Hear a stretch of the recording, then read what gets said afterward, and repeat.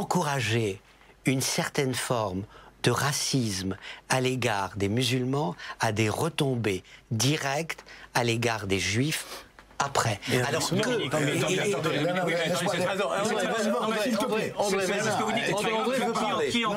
Qui encourage... Attends, mais juste, qui encourage une forme de racisme envers les musulmans? C'est très important ce que vous dites là. Attends une seconde. Non, mais tu as parlé, laisse-moi parler. Parce que là, je trouve hallucinant. Excusez-moi, Dominique Moïsi, mais vous allez vraiment... C'est intéressant, d'ailleurs, d'avoir... Vous dites donc que qui est raciste envers les musulmans est raciste envers les juifs, et vice-versa. D'abord, avant de parler de ça, je voudrais savoir aujourd'hui en Europe, c'est-à-dire je parle de Bruxelles-Molenbeek, je parle de Malmö, je parle de Paris, je parle de Nice, je parle du Bataclan, etc. Quand quelqu'un, puisque vous voulez absolument mettre l'antisémitisme comme le grand mal européen d'aujourd'hui, mais qui, attendez, attendez, qui se fait tabasser s'il sort avec une kippa et par qui?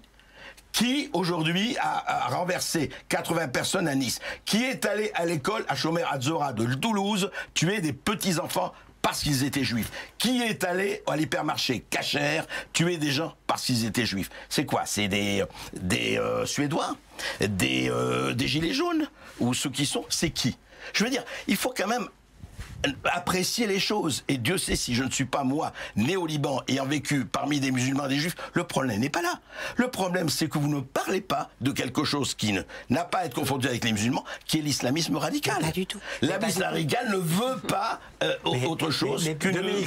Mais pas du tout. Dans les 69% d'augmentation des attentats antisémites commis en France, selon le Premier ministre, il a communiqué ce chiffre.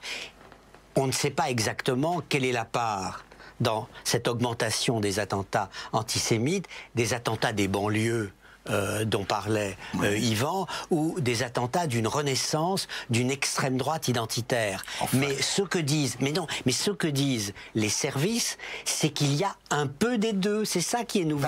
C'est que ne lire qu'à travers le seul prisme. Excusez-moi, vous êtes un politologue, vous êtes un économiste. Comment pouvez-vous dire ça? Donnez-moi, non. Oh, économiste sûrement pas. Ça se saurait. Ça se sentirait. Donnez-moi, parce qu'on sait, donnez-moi un attentat antisémite commis par l'extrême droite identitaire. Donnez-moi un. Je ne vous en donne pas 10, je ne vous en donne pas 15, je ne vous en donne pas 100. Un exemple.